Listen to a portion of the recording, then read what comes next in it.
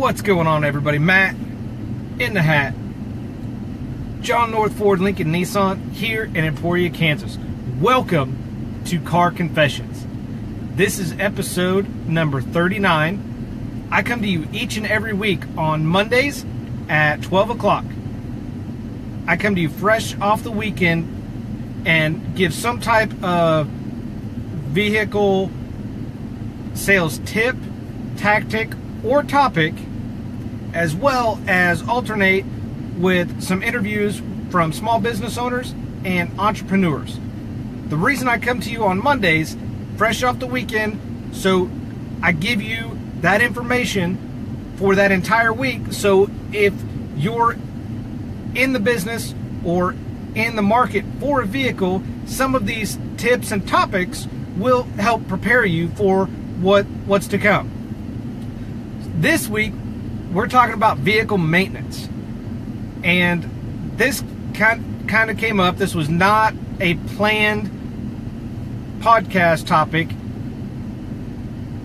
until this morning. I was running some errands this morning, was looking through some stuff, ran to Walmart, and as I was walking past the automotive department,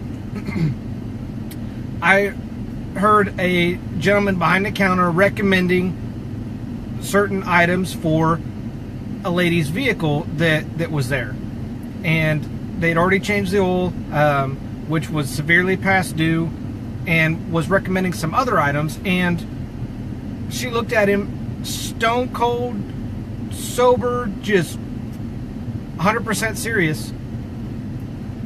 So is this maintenance mandatory? Is this necessary? And the look on the guy's face just said it all. Because to have a question asked like that, I don't know what to say. I mean, obviously the short answer is yes. Who would think that it's not mandatory? But here's another story for you. This was not one of our customers at the dealership. This was somebody driving through.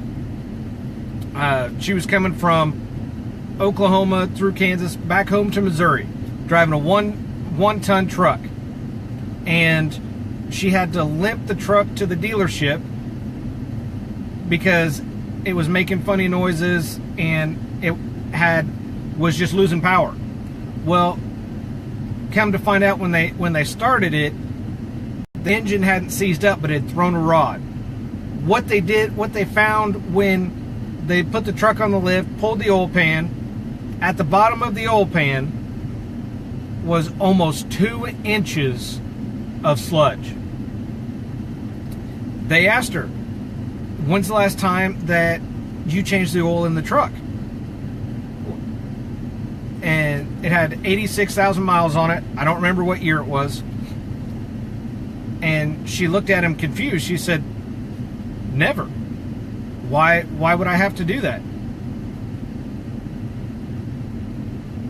Seriously? Never change the oil? Come on. It's recommended. It even says it in the owner's manual when maintenance is recommended. We recommend for everybody that buys a vehicle, if it's a gas unit, 4 months, 4,000 miles. If it's a diesel unit, 6 months or 6,000 miles. Along with that, the oil filters need changed. The air filter, if there's a cabin filter, those need to be changed every so often. In the diesels, you have to change that fuel filter on top of everything else that needs to be changed. But refer to the owner's manual, and this will tell you exactly when vehicle maintenance should be done and is recommended at what increments. So some of them will recommend an oil change every 4,000 miles, 5,000 miles. Some will recommend a tune-up at 100,000 miles. Some will recommend a radiator flush at anywhere from 60 to 100,000 miles. Others, there's a transmission flush at 100 to 120,000 miles. There's so many variations, so many variables of what needs to be done. And if you don't know, look in the owner's manual. Talk to wherever you go to get your vehicle serviced. Now, here's the other thing with both those stories. I don't know how familiar many of you are with the lights on the dashboard. They've been referred to for years as idiot lights because they light up and they tell you exactly what the problem is. So there may be a low fuel light. There may be a check engine, service engine, or a picture of a wrench. That means service engine soon. There's pressure gauges. There's oil pressure, there's temperature, there's battery life. I already mentioned the fuel. But these lights will light up if there's a problem. Some of them, even on some of the newer vehicles, it will tell you when the oil needs to be changed. It will tell you if your washer fluid is low. You have to do more than just put gas in it and drive it. It's a good idea to check the fluid levels. You know, when you're at a gas station, if it's been a while, check your oil level. Check the reservoir tank on your antifreeze. Do not open the radiator cap if the vehicle's been driven. It's going to be hot and you're going to burn yourself and it's going to suck. But check the washer fluid. Check the reservoir tank. There's so many things that need to be done. And is it recommended? Yes. Is it mandatory? Also yes. But there's so many, like I said, so many variables on what could go wrong. If you want to extend the life of your vehicle, vehicle maintenance is mandatory. It needs to be done. It's non-negotiable. You have to do it on a regular basis and a routine. That's why they call it routine maintenance, because you do it on a routine. Whether for you that's 3,000, 4,000, 5,000 miles, whatever the case may be.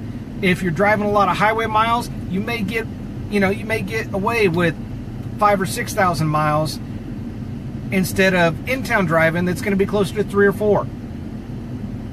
But it all comes back to vehicle maintenance is mandatory. There's 2 stories for you right there why it's mandatory.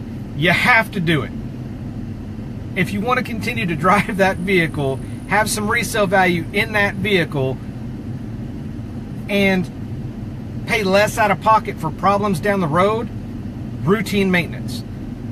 I've told my oldest 2 kids driving vehicles the same thing. It is easier to maintain a vehicle than overhaul a vehicle.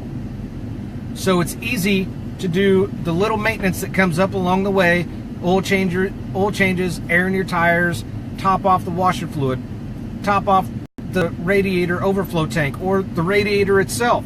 If you have to top off the radiator itself, that should automatically tell you there's an issue because something's leaking somewhere.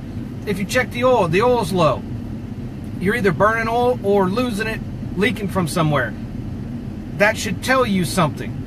That should tell you, maybe I need to take it in and have somebody look at it. It needs to be done. It's easier to maintain an engine than overhaul an engine. I hope this helps. Thank you guys for watching this episode of Car Confessions. I know it's a little bit shorter one than you guys are used to, but I really wanted to share this out with you guys, give you some tips, and tell you that it is mandatory, and share a couple stories with you guys.